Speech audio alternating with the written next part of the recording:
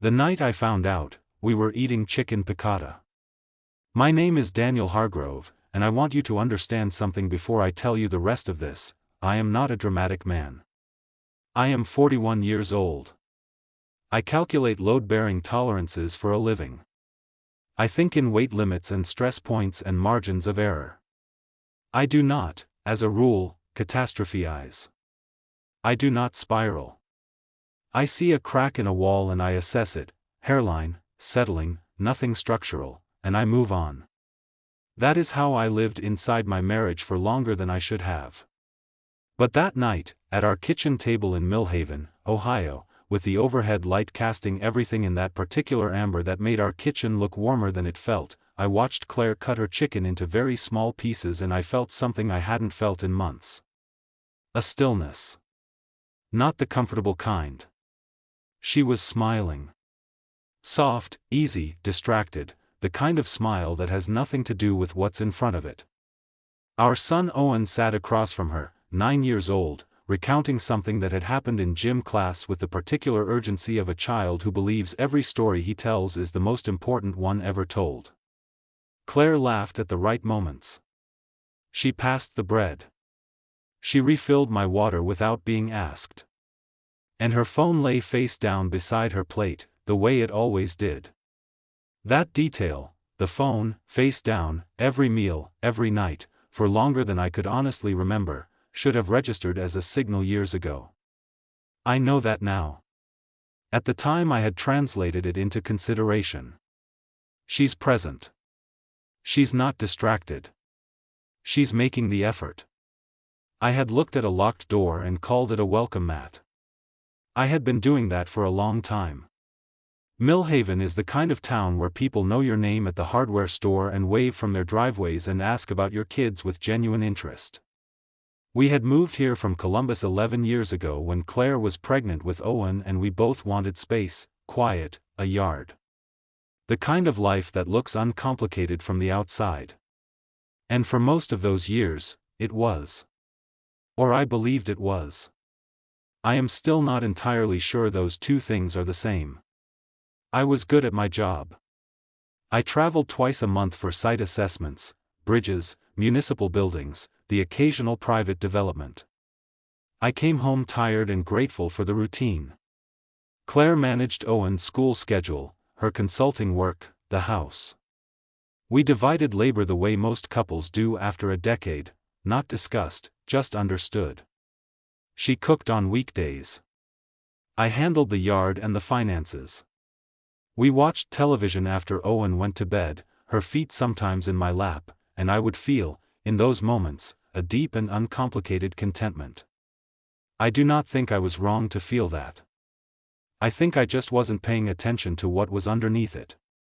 She refilled her own water now, and I noticed her glance at her phone, not picking it up, just a flicker of the eyes, the way you check the time on a clock across a room. So brief I almost missed it. The kind of thing you file away without meaning to. Good? She asked me, gesturing at the plate. Really good, I said. And I meant it. That's what makes this hard to tell. After dinner Owen asked if he could call his friend Marcus, and Claire said yes before I could weigh in, which was fine, which was always fine, and he disappeared upstairs with the loose-limbed confidence of a child who has never once doubted that his house is safe. The sound of his feet on the stairs is something I still hear when I think about that night. The particular rhythm of it. The absence that followed. Claire began clearing the table and I helped, the way we always did, passing plates and folding napkins into the kind of wordless choreography that is either the sign of a very good marriage or a very long one, and I am no longer sure which one ours was. Her phone stayed on the table while she moved to the sink. I wasn't going to look at it. I want to be clear about that. I set the glasses in the drying rack and I was thinking about a structural report I needed to finish by Thursday, and the phone was just an object on a table, dark screen, face down, and I had no intention of touching it. Then it buzzed. Once. A single short pulse. She turned from the sink immediately. Not quickly enough to be obvious. But I had been watching load-bearing structures for 15 years, and I knew what it looked like when something was carrying weight it wasn't designed to carry. The turn was one beat too fast. The deliberateness of it 1 degree too controlled. She picked it up, read the screen without expression, set it face down again. "Who's that?" I asked. "Joelle," she said. "Her sister." And then, without a pause, "She wants to know if we're coming to Mom's thing in April." "Are we?" "Probably." She turned back to the sink.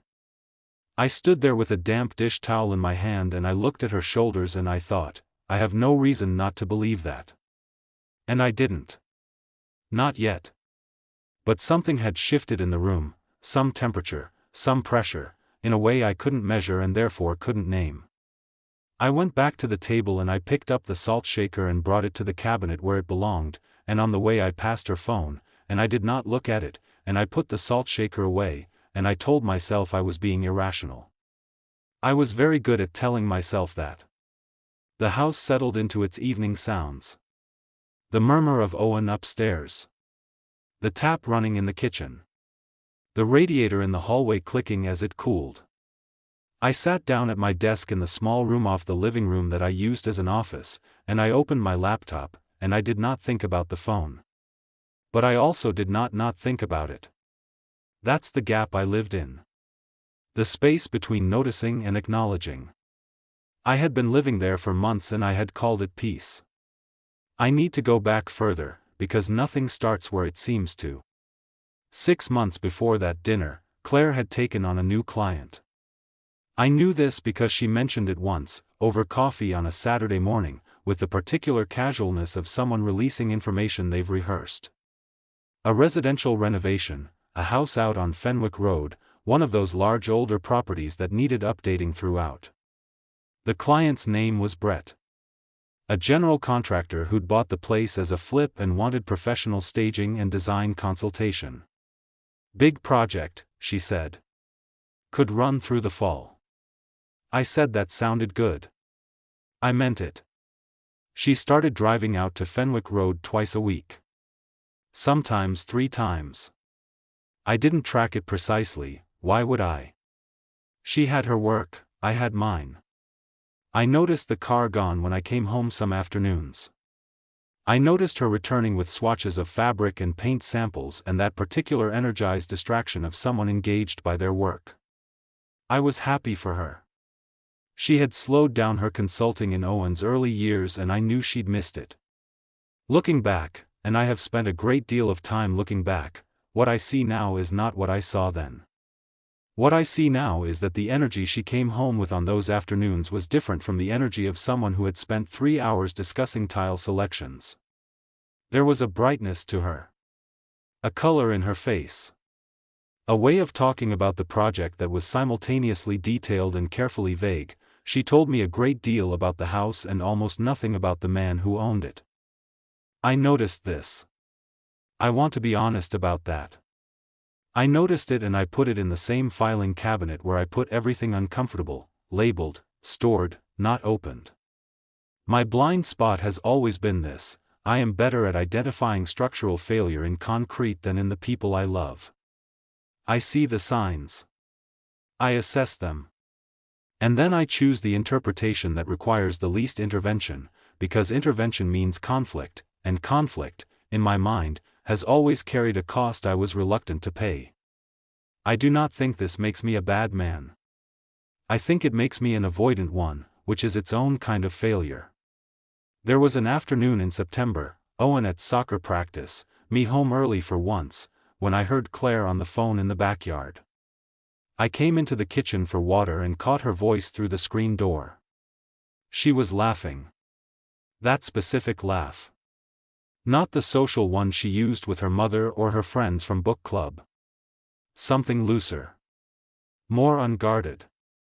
No, I can't, I told you, and then lower, and then another laugh, and then silence as she registered the screen door clicking behind me as I'd stepped back. She came inside 2 minutes later and said Joelle was thinking of repainting her kitchen and wanted opinions. Joelle lives in an apartment. I said that. Not accusatorially, almost as an offhand observation, the kind of thing you say before your brain catches up to your mouth. Claire blinked and said, "Right, of course, Joelle was asking about a friend's kitchen." And I nodded. And I let it go. That moment was a point of no return that I walked away from voluntarily. I understand that now with the kind of clarity that only comes from the outside of a thing. At the time I was afraid that pulling on that thread would unravel something I wasn't ready to face. Our neighbor Mara had known Claire since we'd moved in. They walked together some mornings, shared a fence line, had that easy intimacy of women who've watched each other's children grow up. Mara was one of those people who seemed to know everything about the neighborhood while appearing to know nothing. She had a talent for strategic silence. That October she stopped me at the mailbox. We exchanged the usual things, her husband's back, my project in Dayton, and then she said, in a tone that was carefully not anything in particular, "Claire seems busy these days." "She's got a big project going," I said. Mara looked at me with an expression I can only describe as measured. Not pitying. Not knowing. Something in between. "Right," she said. And then, "Owen seems happy." I thought about that exchange for 3 days. Not because it alarmed me, but because I could feel the thing she wasn't saying moving beneath the surface of it like a current beneath ice. I told myself Mara was a woman who implied things. That this was simply her way. I was right. I was also wrong. The face-down phone had started well before Claire's Fenwick Road project. I had to remember that. It wasn't new behavior. Or rather, the behavior had intensified gradually enough that I had no clear before and after. At some point over the past year, her phone had migrated from casual table presence to consistent, deliberate concealment. I had noticed. I had said nothing. We were good at saying nothing about the important things. We had practiced it for years and perfected it. We said everything about Owen's school, about money, about weekend plans, about what to watch after dinner. We were fluent in the administrative language of a shared life. But the emotional interior, the actual questions, we had been leaving those rooms empty and calling it comfort. There were other things. Smaller. The kind of things that only assemble themselves into a picture in retrospect. She began going to the gym in the evenings rather than her usual morning slot, around the time the Fenwick Road project started. I noted it without connecting it. She bought new things, small things, a blouse, a pair of earrings, and I noticed the newness without examining what it might be for. She started responding to my touch with a fraction of a second's delay, the way a person pauses before answering a question they're translating from another language. I felt it. I categorized it as tiredness, as stress, as the natural variation of a long marriage. I was building a case for my own reassurance and I didn't know it yet. The thing about living with someone you love and trust is that your brain works against you. Every ambiguous signal gets filtered through the assumption of safety. The face-down phone was consideration. The new blouse was self-care. The delayed touch was exhaustion. I was not lying to myself, exactly. I was just selecting the explanation that let me keep everything intact. One night in November I woke at 2 a.m, not from a sound but from an absence of one. Claire's side of the bed was empty.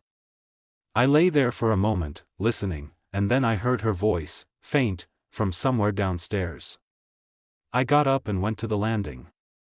She was in the kitchen, the light over the stove the only thing on, standing with her back to me and her phone pressed to her ear. Her voice was low. I couldn't make out words, only the rhythm of them, quiet, careful, the particular cadence of a voice managing distance. She heard my step on the stair and turned. In the stove light her face was briefly unguarded, the expression she wore in that half-second before she composed it into something recognizable told me nothing I could name and everything I couldn't stop thinking about. "Joelle again?" I said, and I don't know why I said it. It wasn't really a question. "She's going through something," Claire said. "Sorry I woke you." I went back to bed. I did not sleep for a long time. And somewhere in that sleepless dark, lying still in our bed with its familiar weight and smell, listening to Claire come back up the stairs and settle beside me with her breathing slow, and even within 4 minutes, I understood that I had been choosing not to know something. I just didn't know yet how much there was to not know. January in Millhaven is a gray and serious month. The sky sits low and the streets stay half empty, and the cold has a texture to it, not sharp, just persistent, the kind that gets into the bones of old houses and doesn't leave until April. Our house groaned at night. The radiators knocked. Owen wore 2 sweatshirts to breakfast, and Claire made oatmeal every morning with brown sugar, and I stood in the kitchen in the early dark before anyone else was awake and drank my coffee and tried to locate the feeling I was carrying. I didn't have a word for it then. I have one now: dread. The slow kind. The kind that doesn't announce itself but just alters the texture of ordinary things, makes them slightly heavier, slightly off. The Fenwick Road project had wrapped in December. Claire mentioned it the way she'd mentioned everything about it, in passing, without ceremony. Brett's done with the main phase, I think I'm off the project. I had said good timing, what with the holidays, and she had agreed, and that had been it. I noticed she didn't seem disappointed. Projects she'd finished before, smaller, less consuming, she'd felt their ending. She'd talk about the clients, tell me what she thought had worked. This one she put down like a book she'd never bring up again. What I should have asked, why? What I did, moved on. But February brought something I hadn't expected. The energy didn't dissipate. If the project was over, if Brett was no longer a factor, I had expected Claire to return, not to some different version of herself, nothing so dramatic as that, but to the particular equilibrium we'd had before. Instead, she seemed more distant. Not coldly. Not even obviously. Just slightly farther away, as though she had moved an inch back from everything and was standing at a new depth. She started taking longer showers. She started going to bed earlier than me and being deeply asleep when I came in, or performing sleep well enough that I couldn't distinguish it from the real thing. The phone stayed face down. Always face down. I began noticing things I'd trained myself not to notice. The gas mileage on her car. I do the bills, always have, not out of control, just habit. I handle the finances, and in January I noticed her gas card charges didn't match the local driving she described. Not dramatically. Not damning on its own. Just a small gap between the math I'd done in my head and the numbers in front of me.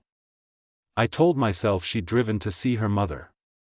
I told myself I was being obsessive. But once you start running numbers, you can't stop. I went back through 3 months of gas charges. I keep records, engineering habit, and what I found was a pattern of midweek mileage that couldn't be fully accounted for. Wednesday and Thursday charges, mid-morning or early afternoon, locations I recognized as the general direction of Fenwick Road and a strip of county highway that lay between our house and it. In October. November. Deep into December, after she'd told me the project was winding down. I sat with that at my desk for a long time. The thing about evidence is that it doesn't feel like certainty when you're the one holding it. It feels like the possibility of certainty, which is somehow worse. You hold it and it vibrates in your hands and you think, there is an explanation for this that doesn't mean what I think it means. And then you think, I have been thinking that for 6 months.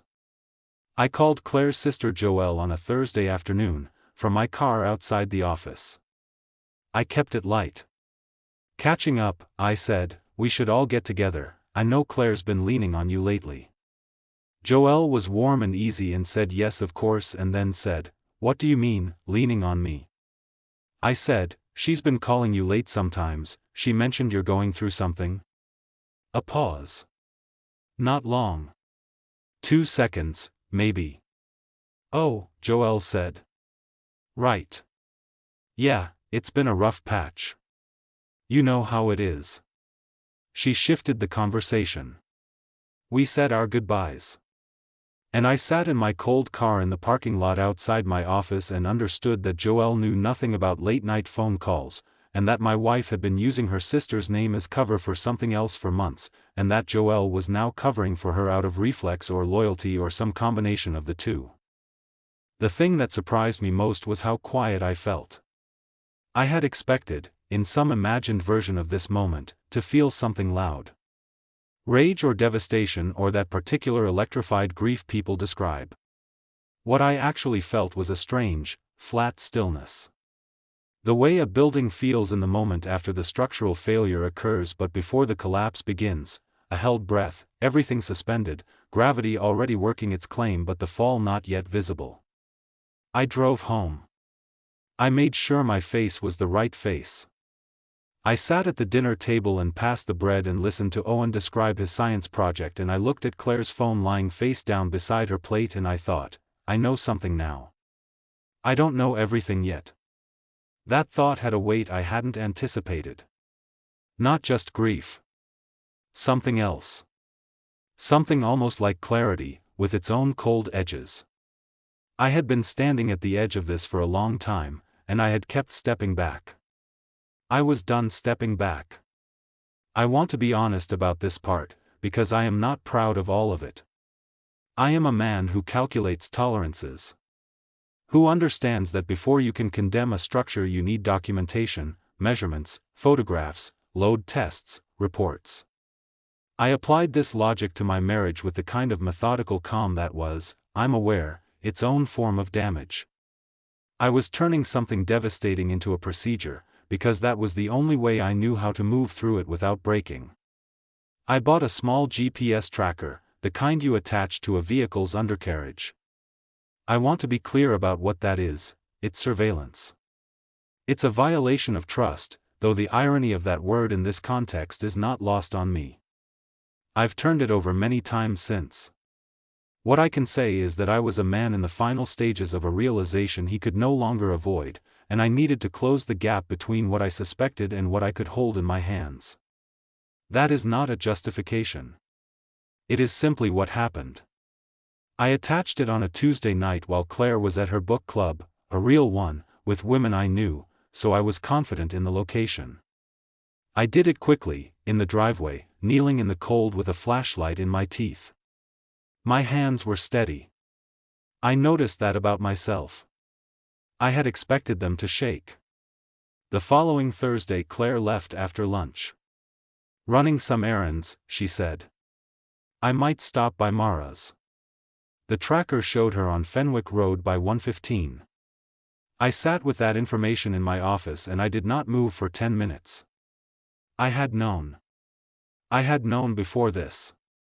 But the confirmation of a thing you've suspected carries its own specific weight. It closes off the last space where doubt lives, and doubt, I discovered, had been doing some protective work. She came home at 4:30.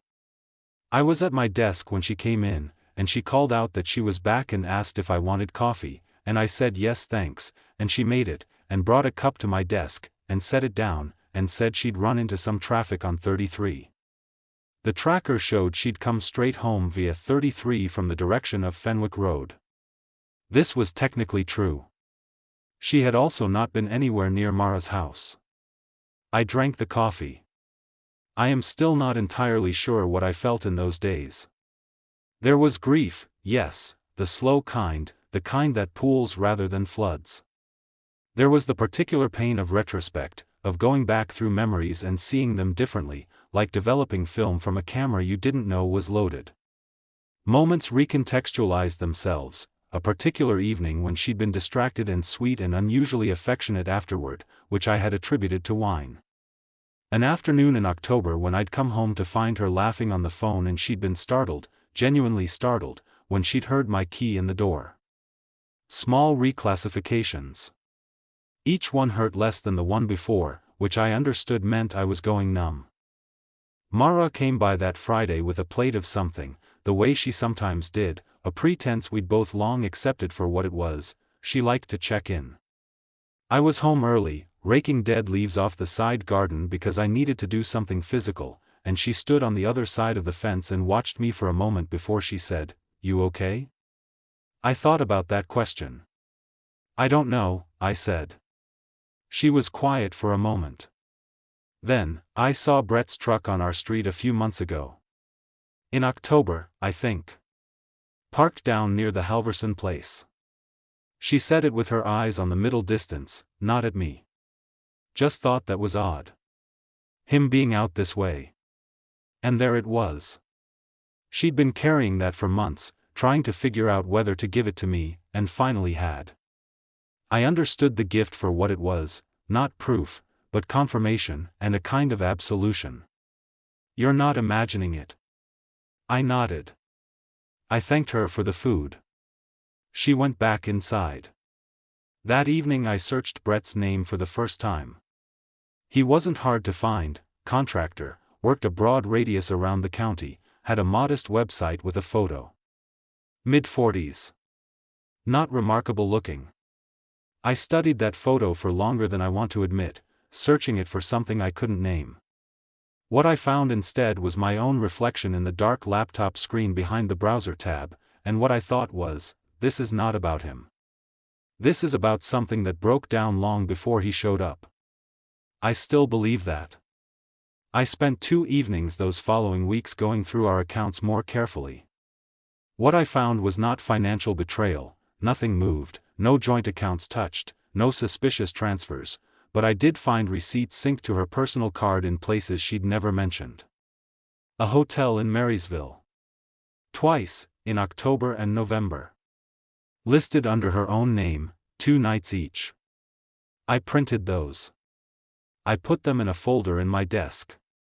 I drove to a site assessment in Dayton and I walked a parking structure and I looked at its cracked expansion joints and I thought, a crack this small, left long enough, becomes a collapse. The thing about living with the knowledge before the confrontation is that it does something strange to time. Every ordinary moment becomes simultaneously too sharp and too distant. I watched Claire make Owen's lunch and I felt 2 things at once, the ordinary love of watching someone care for your child, and the cold recognition that this woman had spent months building a parallel life while standing in this same kitchen making the same sandwiches. I do not know how to reconcile those 2 things. I'm not sure they're meant to be reconciled. I chose the date. I chose it deliberately, the way I would choose the timing of any structural intervention, when the evidence was complete, when Owen was elsewhere, when there was nothing left to avoid. Owen had a weekend sleepover at Marcus's in mid-February. A Saturday night. I booked that date in my mind and I waited, and I did not say anything, and I do not entirely know what that says about me. I cooked that Saturday. Made pasta, which I almost never did, she was the cook, not me, and opened a bottle of wine I'd had in the cabinet since someone had given it to us at Christmas. I did this deliberately.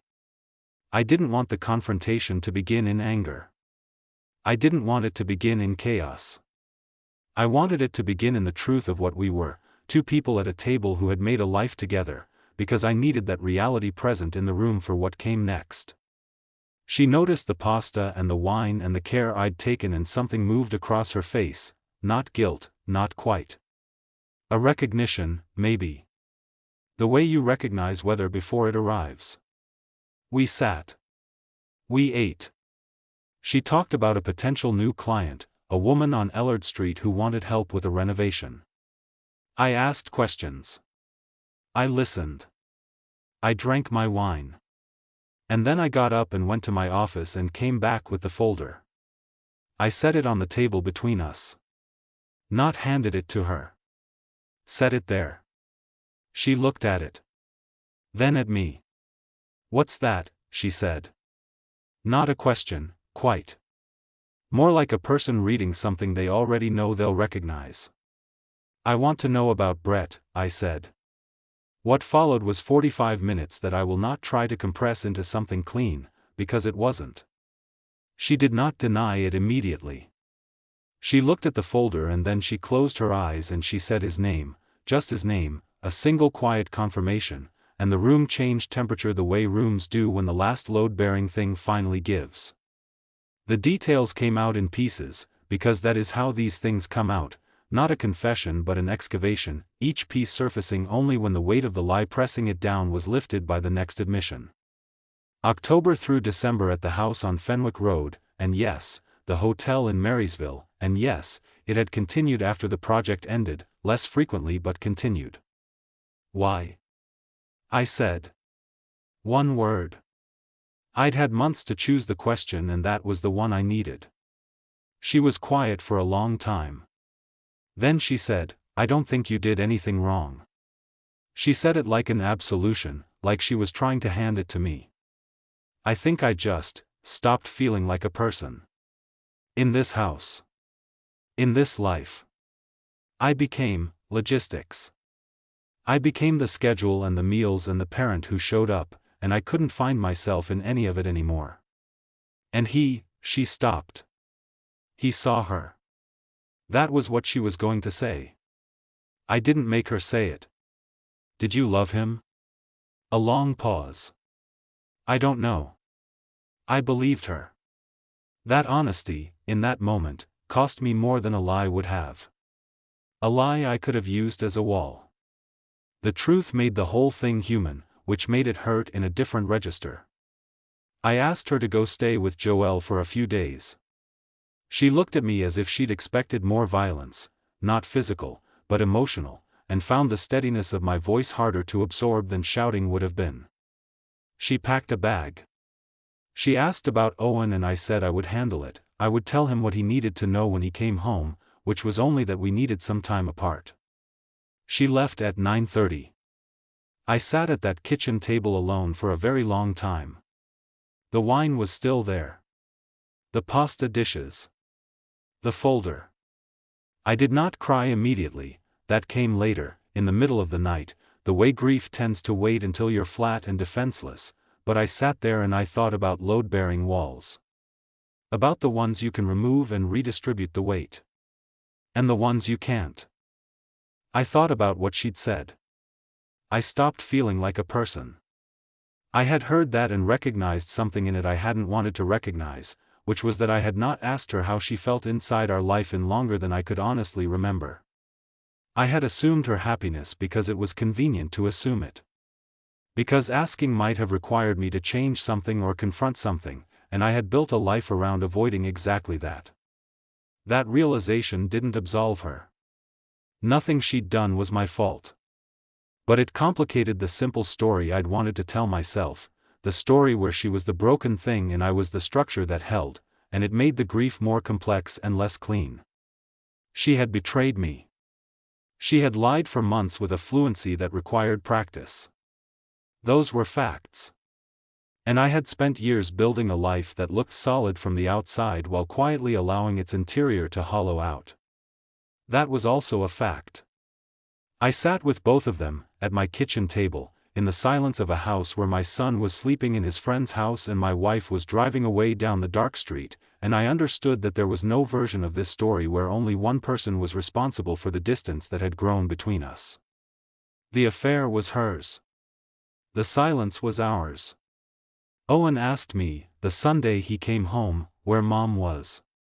She's at Aunt Joelle's for a few days, I said. We're working through some grown-up stuff. He looked at me with the specific sharp attention of a 9-year-old who knows he is being told something true but incomplete. Are you guys getting divorced? Children are seismographs. They feel the shift before the surface shows it. I don't know yet, I said. But whatever happens, that part doesn't change. You've got two parents who love you. That part's permanent. He nodded and went to the kitchen and poured himself a glass of juice, and I watched him and I thought, he will be okay. That is the one thing I am certain of. The weeks that followed were administrative in a way I hadn't expected, legal consultations, a mediator, the particular bureaucratic sorrow of disassembling a shared life. We were not cruel to each other. I think we were both too tired and too honest for cruelty. Claire had been to therapy in those first weeks. I'd started seeing someone too, though it took 3 sessions before I could say anything more useful than everything's fine in a tone that convinced neither of us. Claire came back 6 weeks after that night. Not to stay, she had been clear about not wanting to force anything, but to talk.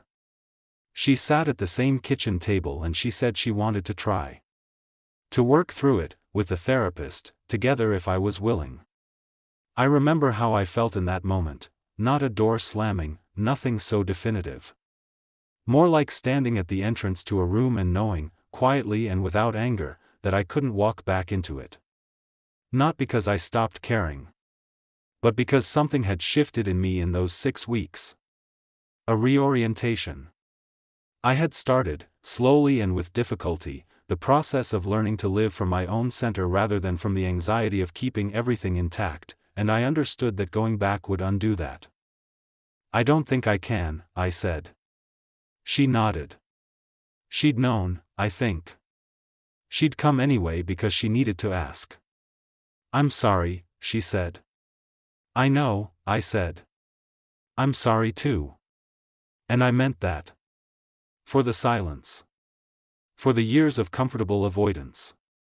For never asking the question about how she felt inside the life we'd built together, not because I didn't care but because the answer scared me. We have been divorced for 14 months now. We share Owen with the kind of deliberate, effortful cooperation that I think is the best available outcome from a broken marriage. He is doing well.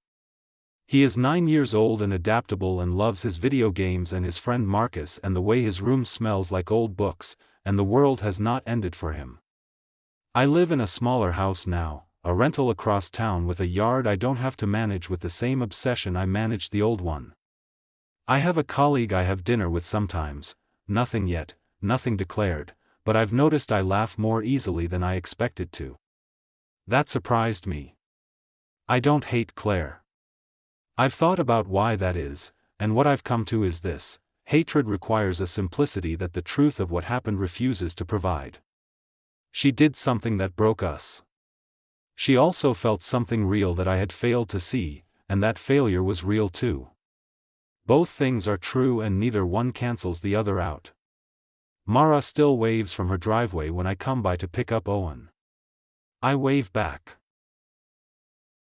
What this story is really about, underneath the hotel receipts and the face-down phone and the gas card records, is the specific danger of a life that looks intact. Daniel and Claire built something that functioned. Bills paid, child raised, dinners made, routine sustained. From any external vantage point, it was a good marriage. The problem is that function is not the same thing as health, and for years both of them had been mistaking one for the other. Daniel's conflict avoidance wasn't passive in the way we usually think of passivity, as absence, as neglect. It was active. He saw the signals. He registered the turned phone, the late-night call, the strange laugh through the screen door. And each time he performed the work of reinterpretation, translating the evidence of trouble into evidence of normalcy, because he understood on some level that confrontation would cost more than the discomfort of not knowing. That is a kind of decision. It may not be conscious, but it is a choice with consequences, and those consequences accumulated over months and years into the hollow space where a marriage used to be. What Claire's arc reveals, without justifying what she did, is something about the invisible labor of identity. She had reduced herself, over a decade, into a role: the scheduler, the cook, the present parent. This is a common story and a painful one, and it is made more complicated by the fact that she participated in her own reduction. She didn't fight for herself inside the marriage the way she might have. She didn't tell Daniel she was disappearing, because the language for that, "I feel invisible, I feel like I've lost myself," requires a vulnerability that their relationship had quietly stopped making space for. When Brett offered her a mirror that reflected something she recognized as herself, she moved toward it the way people move toward warmth when they've been cold for a very long time. None of which was his to give her. None of which made it right. What the story exposes about trust is something more nuanced than the usual betrayal narrative. Trust, taken for granted, becomes the material of a blindfold. Daniel trusted Claire, and that trust was real and legitimate and had once been well-founded. But after a certain point, he was using that trust not as a living thing, something that responds and adjusts and asks questions, but as a structural assumption, a load-bearing fiction. He stopped verifying it because verifying it would have required him to risk something. The trust became a reason not to look. There's something quietly devastating in Claire's explanation at the table: I stopped feeling like a person. Not because it excuses the affair, it doesn't, but because Daniel heard it and recognized something in it, and that recognition was the most painful moment of the whole story. He had not asked her how she felt inside the life they'd built together. Not because he was cruel. Because he was afraid of the answer. And she had not told him. Because she was afraid of the conversation. Two afraid people in a warm house, never having the conversation. That is the simplest description of how this marriage ended. By the time Brett appeared, the structural failure was already well advanced. He was not the cause of it. He was the point at which the existing weakness became visible. Cracks in a foundation don't appear when the weight is added, they were always there, the weight only revealed them. Daniel, with his engineer's mind, understood this eventually. It didn't make the pain smaller. It made it more honest. The question the story quietly asks, and does not answer, is whether this marriage could have survived a different version of both of them. If Daniel had asked the hard question in September when he heard the laugh through the screen door. If Claire had named her emptiness before she looked for a way to fill it. If either of them had treated the small discomforts as early warnings rather than normal friction. It is impossible to know. But the possibility sits there, unresolved, in the space between what happened and what might have. The detail that stays with me, the one I can't put down when I think about this story, is the phone. Face down for years. And him never once asking why. Not because asking would have saved anything necessarily. But because of what the not asking meant, that somewhere along the way, Daniel had decided that the shape of the life mattered more than the truth inside it. And Claire had made a similar decision, to fill her emptiness in secret rather than name it out loud. There's something true in that for anyone who's been in a long relationship, the moment you stop asking the real questions is not usually dramatic. It's a small accommodation. Then another. And one day you realize you've built something that looks like closeness but functions like parallel distance. The courage this story required wasn't the confrontation. That was just necessity. The real courage, the kind neither of them managed in time, would have been honesty before things broke. Asking the question you're most afraid to hear answered. Naming the thing that's wrong while it can still be changed. That's the harder door. Most of us avoid it too.